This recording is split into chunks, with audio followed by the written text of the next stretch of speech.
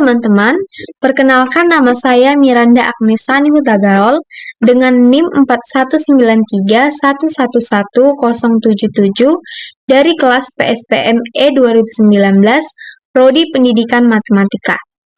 Nah, di sini saya akan membahas tutorial tentang ANOVA satu jalur atau biasa disebut one way ANOVA dengan menggunakan SPSS. Data yang saya ambil yaitu efektivitas 3 model pembelajaran, yaitu Problem Based Learning atau PBL sebagai P1, Discovery Learning atau P2, dan Inquiry sebagai P3. Terlihat dari hasil prestasi belajar matematika suatu kelompok yang pembelajarannya menggunakan model pembelajaran P1, P2, dan P3 selama 5 bulan. Adapun data prestasi belajar kelompok disajikan pada tabel berikut. Di sini, kita akan melakukan pengujian hipotesis perbedaan rata-rata dengan menggunakan signifikan 5%. Adapun H0 yang saya pakai yaitu tidak ada perbedaan prestasi belajar matematika antara siswa yang belajar dengan pembelajaran PBL, Discovery Learning, dan Inquiry. Sedangkan HA-nya yaitu ada perbedaan prestasi belajar matematika antara siswa yang belajar dengan model pembelajaran PBL, Discovery Learning, dan Inquiry. Baiklah, kita akan langsung masuk kepada SPSS. Nah, di sini pada variabel view kita masukkan nama variabel terikat yaitu prestasi belajar.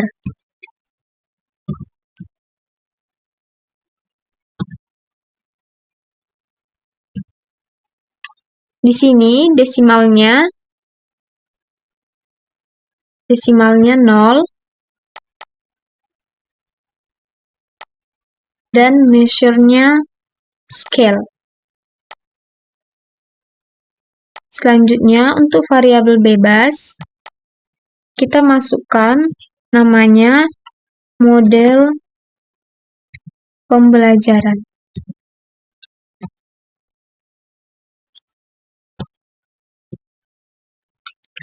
Desimalnya kita buat 0, lalu measure-nya nominal, selanjutnya values-nya kita buat 1 dengan PBL, kemudian yang kedua Discovery Learning,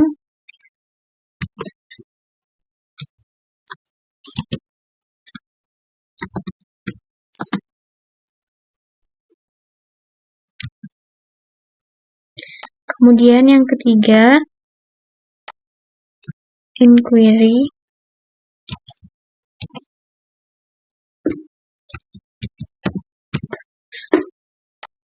kemudian OK. Selanjutnya kita berpindah ke data view.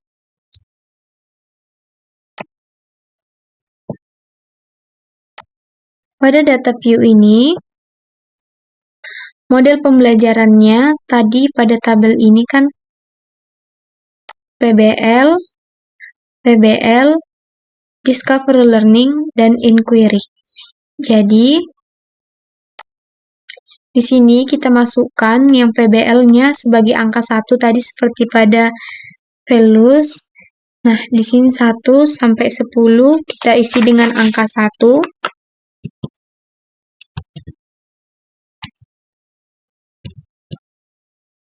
Sampai 10 angka 1, kemudian 11 sampai 20 angka 2, kemudian angka 21 sampai 30 angka 3,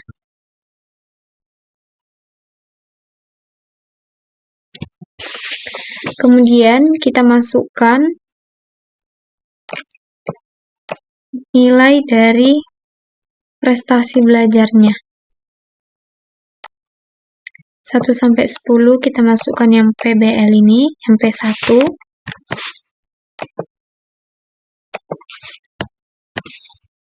Kemudian discovery yang P2 kita masukkan pada nomor 11 sampai 20.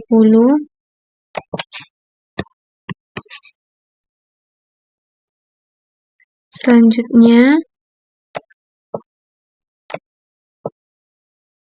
yang terakhir P3.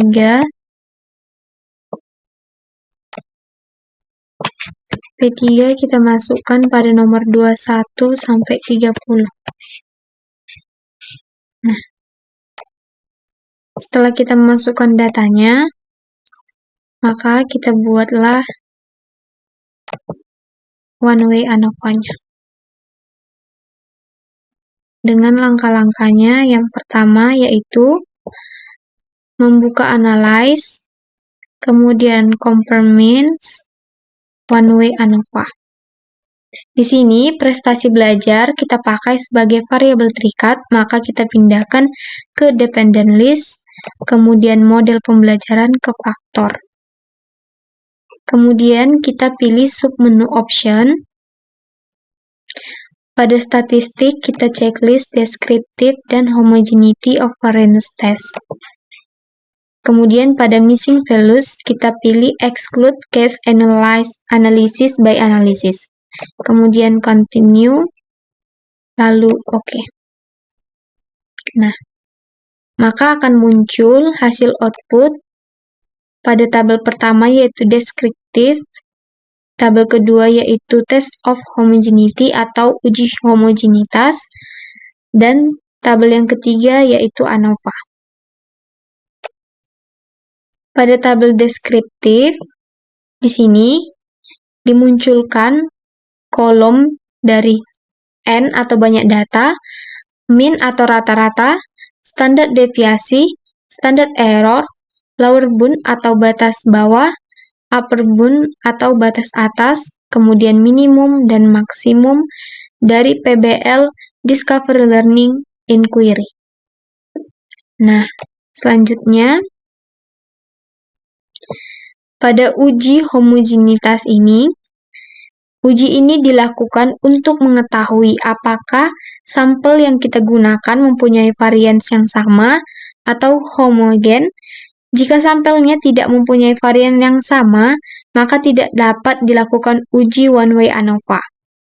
Di sini kita ketahui nilai signifikannya yaitu 0,447. Dengan ketentuan uji homogenitas ini yaitu nilai signifikan lebih besar dari 0,05, maka H0-nya diterima. Di sini 0,447 lebih besar dari 0,05, sehingga tidak ada perbedaan prestasi belajar matematika antara siswa yang belajar dengan pembelajaran PBL, Discovery Learning, dan Inquiry. Di sini, jika nilai signifikannya lebih besar dari 0,05, maka H0-nya diterima dan HA-nya ditolak. Tabel selanjutnya yaitu ada tabel ANOVA.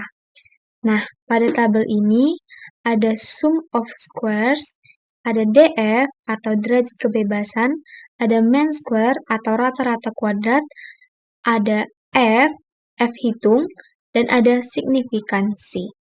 Nah, di sini ada juga between groups atau biasa disebut antar kelompok, within groups atau biasa disebut dalam kelompok.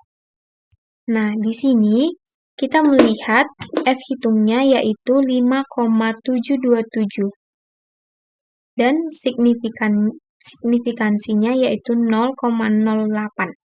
Di sini F hitungnya kita bandingkan dengan F tabel. Untuk mencari nilai F tabel, kita lihat dari derajat kebebasannya, derajat kebebasan dari between groups dan within groups. Pada derajat kebebasan between groups, ini sebagai pembilangnya, dan derajat kebebasan dari within groups sebagai penyebutnya. Kita gunakan ini untuk melihat pada tabel F. Tadi 2 sebagai penyebutnya, ini 2,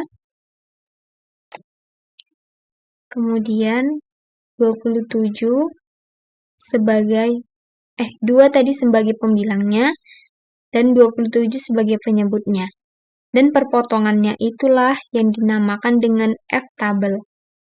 Kemudian kita dapat di sini F tabelnya yaitu 3,354. 3,354. Lalu selanjutnya karena nilai F tabelnya kita sudah dapat tadi yaitu 3,354, maka selanjutnya kita bandingkan dengan F hitungnya. Di sini F hitungnya yaitu 5,727.